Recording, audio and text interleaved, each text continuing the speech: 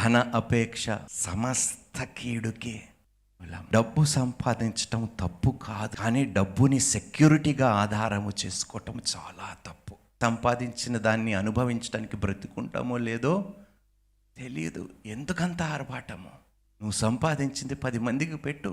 విధవరాలను కనికరించు, అనాథులని కనికరించు, పేదవారిని కనికరించు. మీకు డబ్బు ఇస్తున్నది దేవుడు మీ ద్వారా 10 మందిని ఆశీర్వదించటానికి, భక్తిహీనులు కావటానికి కాదు, సిగరెట్లు మందులు కొట్టడానికి కాదు. దేవుడు మిమ్మల్ని ఆశీర్వదిస్తుంది పోరంబోకులుగా బ్రతకటానికి కాదు.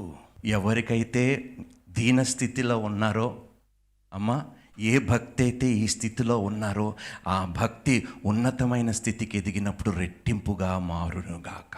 This is my desire and this is what God's desire is.